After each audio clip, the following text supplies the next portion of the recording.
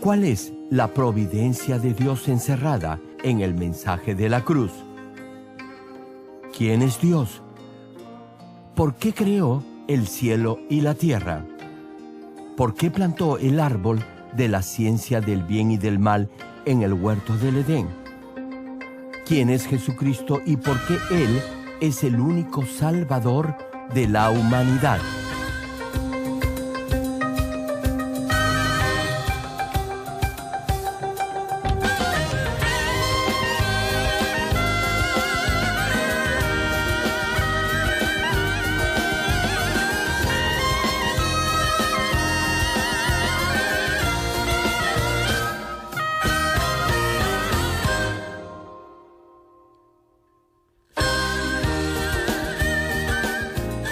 Querido público, es nuestro deseo que a través de estos mensajes del connotado evangelista de renombre internacional, Reverendo Dr. Gerald Lee, usted llegue a conocer el verdadero significado de la providencia de Dios encerrada en el mensaje de la cruz.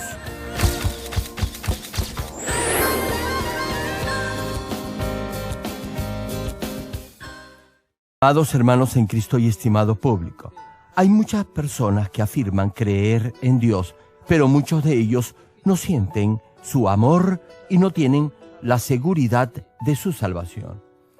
Cuando se les pregunta ¿quién es Dios?, muchos no pueden responder con seguridad. Hermano, un hijo debe conocer y saber de su padre.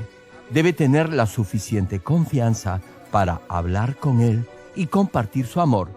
Aun cuando alguien afirme que es hijo de Dios, si no conoce ni sabe de Dios, ni tiene comunión ni compañerismo con Él, le resultará difícil tener la seguridad de su salvación y vivir una vida cristiana llena del Espíritu Santo. El mensaje de la cruz enseña en forma clara de Dios Padre y de su providencia para con nosotros. Espero que a través del mensaje de hoy puedan entender quién es en realidad este Dios lleno de amor. Hoy, en este segundo mensaje, conoceremos al Dios Yo Soy, el que soy. Cuando algunos oyen que Dios creó el universo y todas las cosas que hay en él, hay quienes se preguntan, ¿quién es este Dios? ¿Hace cuánto tiempo existe y qué es lo que había antes de él? Sobre esto, Éxodo capítulo 3, versículo 14 nos dice, y respondió Dios a Moisés, yo soy el que soy. Es decir, nadie creó a Dios. Hermano, Dios ha existido incluso antes de la eternidad y existirá a través de toda la eternidad, cosa que el ser humano no puede ni siquiera imaginar. Sin embargo, de acuerdo a la experiencia y al conocimiento humano, siempre debe haber un principio y un final para todo. Si Dios hubiera tenido un comienzo en algún momento del tiempo, entonces debería haber existido algo antes de eso. Ello implicaría a su vez que alguien creó a Dios o que Dios no es un ser absoluto. Por eso, si Dios es absoluto y perfecto, resulta obvio que no tenga comienzo ni fin y que debe haber existido por sí mismo desde el principio de los tiempos. Estimado público, tal vez se esté preguntando qué forma tenía Dios antes del inicio de los siglos y cómo llegó a existir. Al respecto, Juan capítulo 1, versículo 1 cita, en el principio era el Verbo, y el Verbo era con Dios, y el Verbo era Dios. Hermano, en el pasaje de hoy, el principio se refiere al momento en que Dios existía solo, antes de que todo fuera creado. Esto es, antes de la eternidad, cosa que el ser humano, como simple criatura, no puede entender con su limitada experiencia y conocimiento. Cuando el pasaje menciona el Verbo era Dios, se refiere a que Dios ha existido desde antes del principio de todo. Dios no tenía una forma específica, pero existía como el Verbo, es decir, existía como palabra. Además, Primera de Juan, capítulo 1, versículo 5, señala: este es el mensaje que hemos oído de él y os anunciamos. Dios es luz y no hay ningunas tinieblas en él. Aquí, luz y tinieblas tienen un significado espiritual. Por una parte, tinieblas se refiere a todo aquello que no es bueno, como la injusticia, la desobediencia, el pecado y la maldad. Por otra parte, luz se refiere a todo lo que es bueno y verdadero, como el amor, la bondad y la justicia. En la luz no hay pecado ni maldad. Dios no solo era espiritualmente luz, sino que además existía realmente como luz.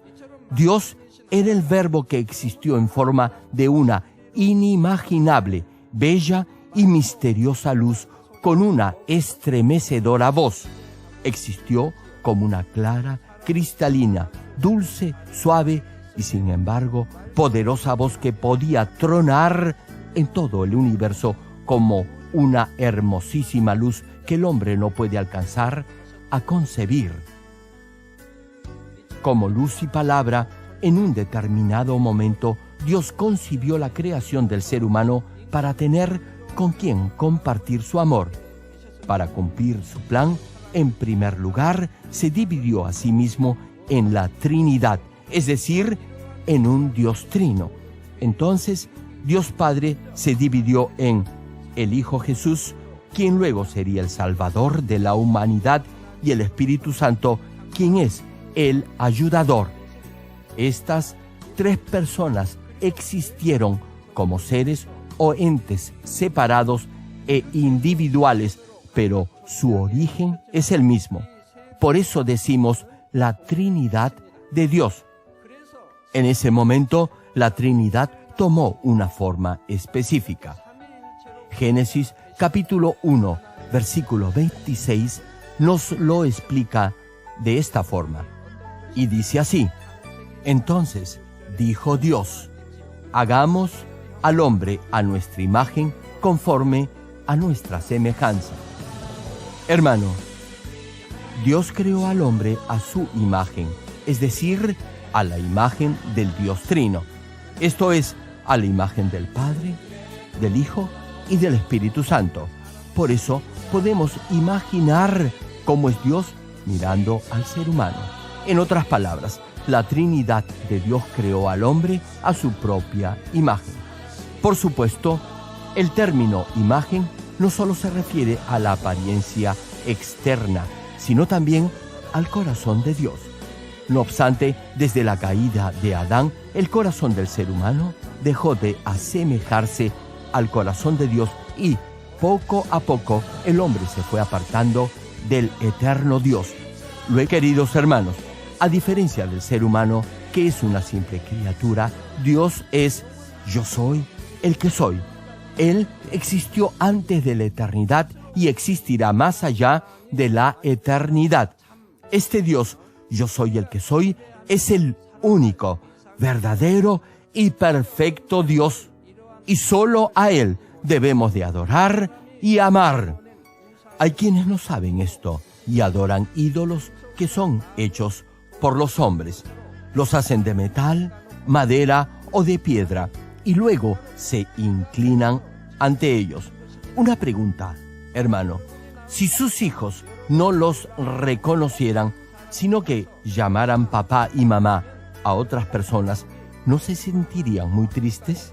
De la misma forma, cuando el ser humano no busca a Dios, quien es su creador, sino que adora a ídolos hechos por mano del hombre, ¿no cree usted que eso entristecería el corazón de Dios?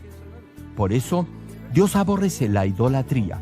Éxodo capítulo 20, versículo 3 al 5 nos dice: no tendrás dioses ajenos delante de mí, no te harás imagen, ni ninguna semejanza de lo que esté arriba en el cielo. En el cielo están las constelaciones Polaris, la Osa Mayor, el Sol, la Luna y también están los ángeles. Continúa el versículo: No te harás imagen ni ninguna semejanza de lo que esté arriba en el cielo, ni abajo en la tierra, ni en las aguas debajo de la tierra. No te inclinarás a ellas, ni las honrarás, porque yo soy Jehová, tu Dios, fuerte, celoso, que visito la maldad de los padres sobre los hijos hasta la tercera y cuarta generación de los que me aborrecen. Hermanos, si sus abuelos han adorado ídolos o imágenes, esto afectará a sus hijos y a sus nietos y alcanzará a la tercera y hasta la cuarta generación. La palabra dice que Dios es un Dios celoso. Tal vez se pregunte si Dios tiene celos de otra persona. Pongámoslo de la siguiente manera: si sus propios hijos no lo llamaran papá ni mamá, sino que lo hicieran a otros en el vecindario, ¿acaso no se pondrían celosos? Sus hijos significan algo para ustedes, ¿o no? Solo Dios es el verdadero Dios y nosotros tenemos que adorarlo solamente a Él.